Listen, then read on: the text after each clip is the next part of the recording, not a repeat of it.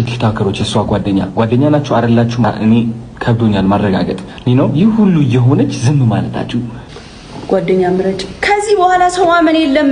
ከወደደሽ በኋላ በገደለሽ ሰው አትገረሚ። መርፌም እኮ የሙሽራ ልብስ ከሰፋ በኋላ እኮ ከፈንም ይሰፋል። አንዳንድ ሰዎች በሚጎዱበት ሰዓት ዝምታን ይመርጣሉ።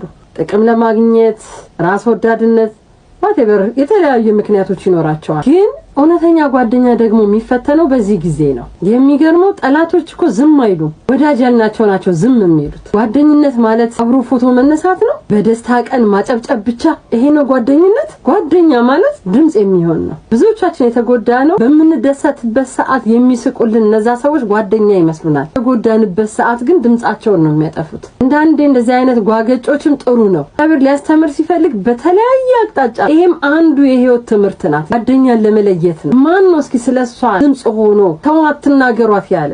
ምንም የለም። ሁሉም ራስ ወዳድ ነው የሆነው። ራስ መውደድና ራስ ወዳድነት ይለያያል። ራስ መውደድ ልክ ነው፣ ራሴን ስወድ ነው ሰው መውደድ የምችለው። ራስ ወዳድነት ማለት ግን ለኔ ብቻ ነው። ይሄ ነገር እንደዛ ነው ያየን ያለ ነው። የጓደኝነት ልክ እኮ የሚታወቀው በደስታ ጊዜ አይደለም፣ በችግር በሐዘን በተከፉበት ጊዜ እኮ ነው። ልብ በይ፣ አንቺ ጋር የቆሙ ሰዎች እነዛ ሰዎች ለአንቺ ጓደኛ ናቸው። ጓደኛ ብለሻቸው ደግሞ ዝም ያሉ ሰዎች አንቺን ሁኔታ የሚያዩ ተመልካቾች እንጂ ጓደኞች አይደሉም። ስለዚህ ጓደኛሽን ምረጪ። ደስ የሚለኝ አባባል አለ፣ እውነተኛ ጓደኛ ማለት እንደ ጤና ነው፣ ሲታጣ ነው ዋጋው የሚታወቀው ይባላልና የተመረጡ ጥቂቶች ናቸው እውነተኛ ጓደኞች። ስላበዛን ብዙ ስለሆንን ብቻ ወዳጆቻችን ጓደኞቻችን ናቸው ብለን እንዳንል፣ ውድቀታችን የሚያስደስታቸው፣ መሸማቀቃችን የሚያኮራቸው እንደነዚህ አይነት ናቸው ባጠገባችን ጓደኛ ብለን ያዝናቸው። እናስተውል። ጓደኛ ማለት ተገኘሽበት ቦታ መኖርሽን አይቶ የሚያጫውትሽ የሚስቅ ሳይሆን